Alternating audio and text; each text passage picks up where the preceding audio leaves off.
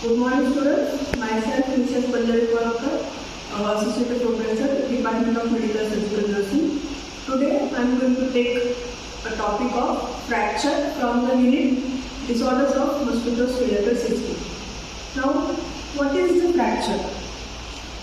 So, definition of fracture is a break in the continuity of bone, and it is defined as according to its type and the extent. So, we know the normal anatomy of bone.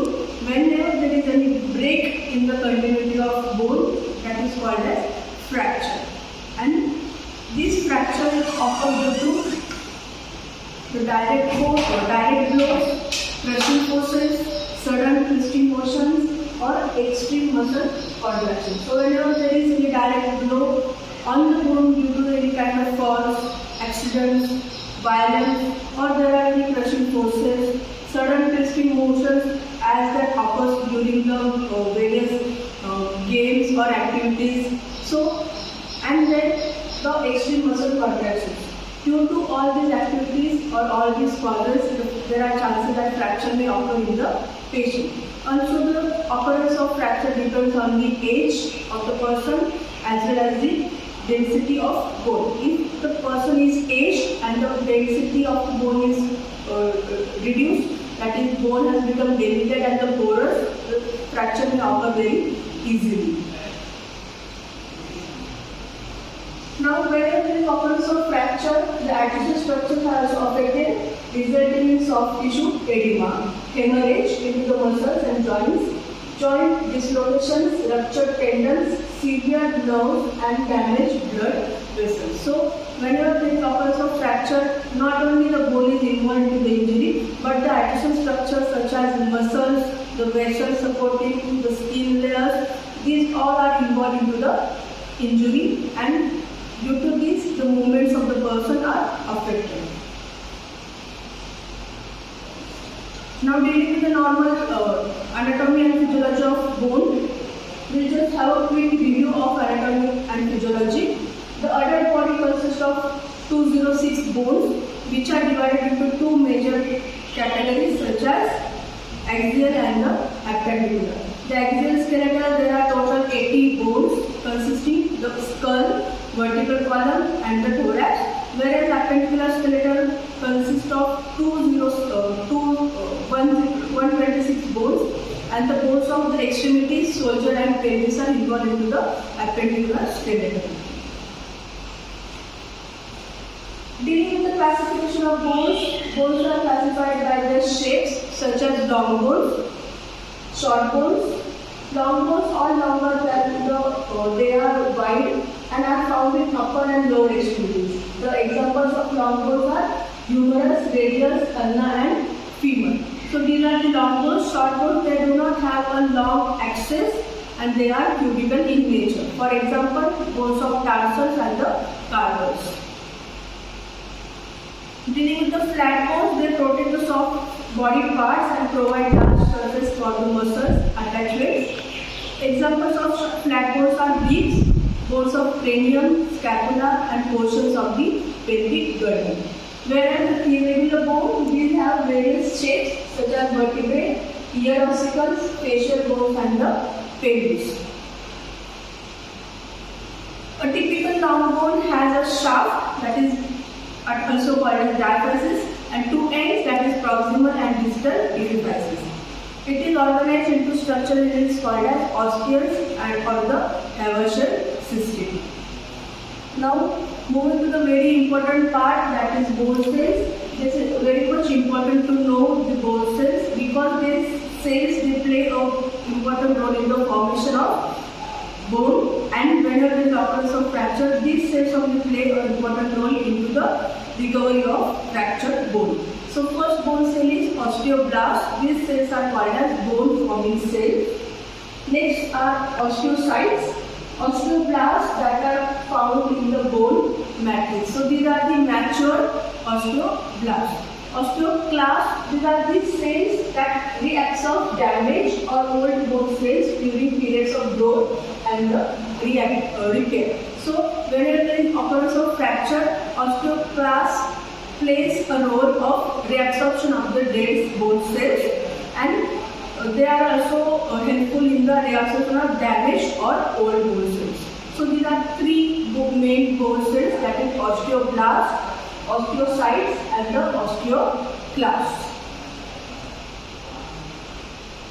Dealing with the etiology and risk factors of the bone, first is metabolic bone disorders such as osteoporosis can have fracture with the minor trauma because the bone is weakened by the pre-existing disorder. As we discussed earlier, if the bone density is decreased, the bone becomes very porous, and with the easily blow, with the minor blow also fracture can occur. So metabolic bone disorders such as osteoporosis is one of the etiology, or the patient with the osteoporosis is at risk for the development of fracture.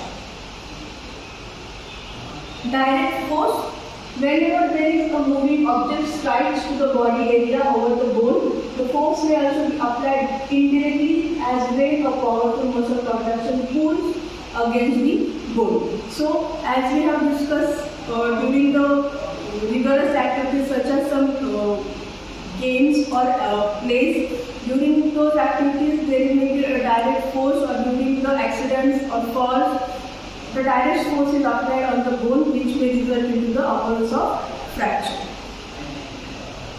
Stress or fatigue, it can lead to fracture because of the bone's decreased ability to withstand the mechanical force. Next is biological conditions such as osteopenia, which is caused due to the steroid use, alters the strength and composition of bone. Now, biological condition osteopenia is the decreased number of bone cells. Just now we have dealt with the bone cells which are responsible for the recovery of the fractured bone. So, if there is decreased number of these bone cells, again the person is at risk for development of fracture.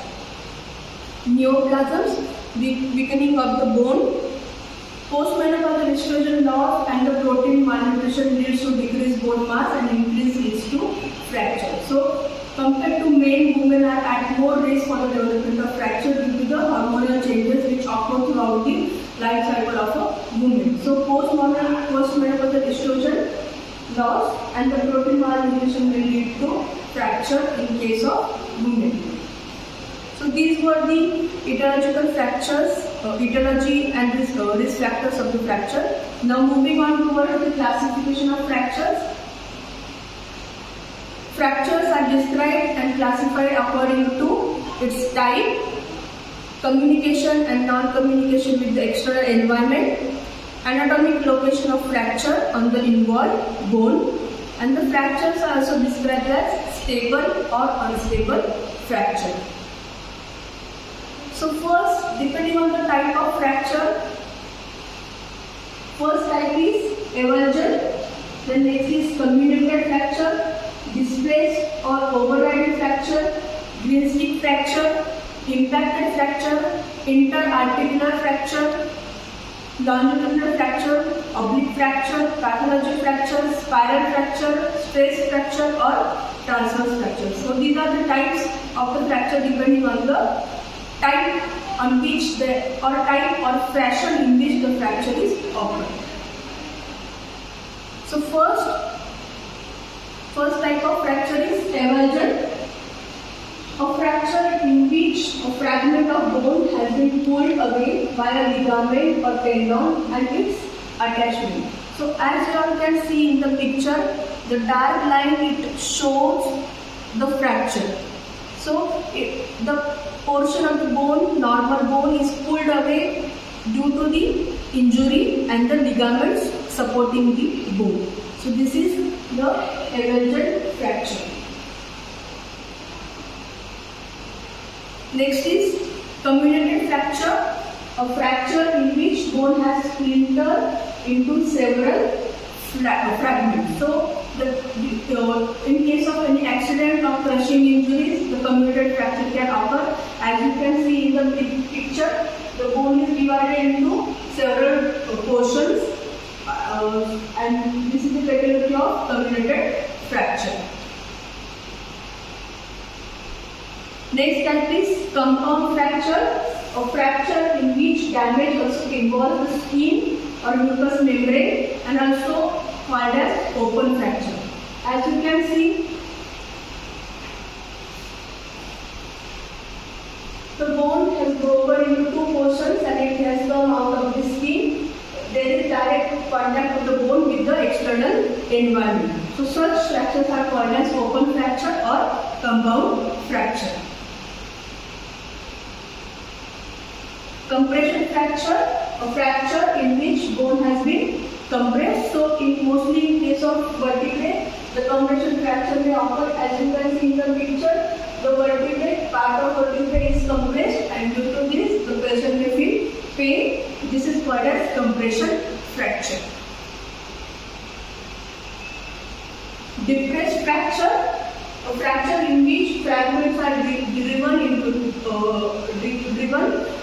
So as the picture depicts, this is the skull bone, and the part of the skull bone is driven inside, inserting pressure on the brain. So this is the type of depressed fracture.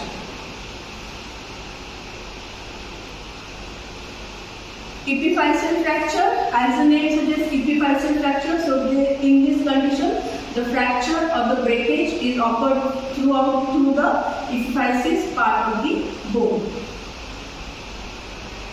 Next is green stick fracture, a fracture in which one side of bone is broken and the other side is bent.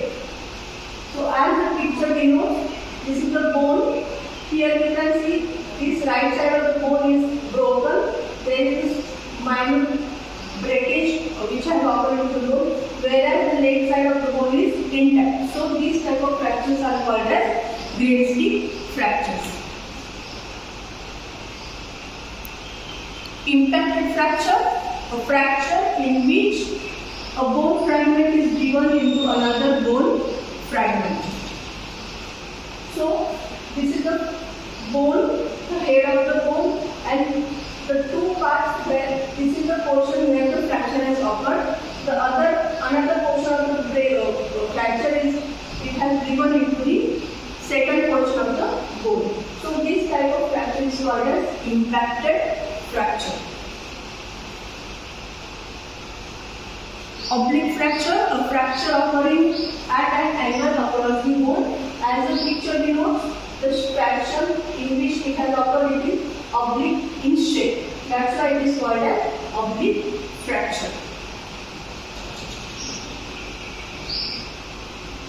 Pathologic fracture, a fracture that occurs through an area of this bone, can occur without any trauma or fall. So, as we have seen the conditions such as osteopenia or osteoporosis or aged person, as there is presence of pathologic conditions which are present already. So without occurrence of any fall or injury or any trauma, the fractures may occur. Such fractures are called as pathologic fracture. A simple fracture, a fracture that remains contained and does not break the skin. So this is the fashion in which the simple fracture occurs. As we have seen in the compound fracture or open fracture, in that particular case the bone has broken the skin and that has come out, but whereas in simple fracture, the bone has remained intact into the skin. There is no breakage which has occurred to the skin. Spiral fracture, a fracture that twists around the shaft of the bone. So the picture depicts the fashion in which the fracture has occurred. It is spiral in motion. So the total shaft of the bone is covered in the spiral fashion. That's what is called as a spiral fracture. Stress fracture, a fracture that results from the repeated loading without bone and the muscle recovery. If in case we are using a particular extremity, particular part of bone continuously, then in such cases due to the continuous stress which is exerted on the bone, stress fractures can occur. Transverse fracture, a fracture that is straight across a bone. So the fracture has occurred in a transverse manner. That's what is called as transverse fracture. A complete fracture involves a break across the entire cross section of the bone and is frequently displaced, removed from the normal position. So in case of complete fracture, along with the bone, the supporting structures, supporting cartilages, muscles, veins, they are also involved in the injury. In an incomplete fracture, for example, the wrist fracture, the break occurs from only part of the cross section of the bone. A closed fracture, that is simple fracture, is one that does not cause break in the skin. So we have already seen the closed simple fracture, which is also called as a closed fracture. An open fracture, that is also called as compound or complex fracture, in which is one in which the skin or mucous membrane and the wound extends to the fractured bone.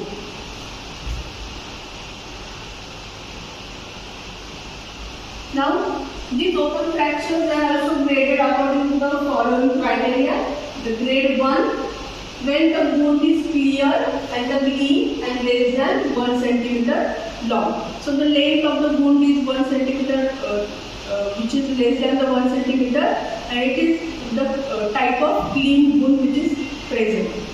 Grade 2 is a larger wound without extensive soft tissue damage. Though there is occurrence of injury, but the damage which has occurred to the tissues, it is not that much extensive. So this is called as grade 2 fractures. Grade 3 is highly contaminated, has extensive soft tissue damage, and is the most severe type of fracture.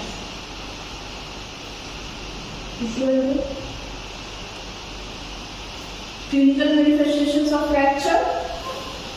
So first clinical manifestation is obviously whenever there is occurrence of fracture, immediately there is occurrence of edema, and this is the peculiarity of fracture. So due to the disruption and penetration of the bone through the skin or soft tissue or bleeding into the surrounding tissues, there is occurrence of edema. Next clinical feature is pain and the tenderness. As there is occurrence of muscle spasm, the patient complains of the severe pain at the site of fracture.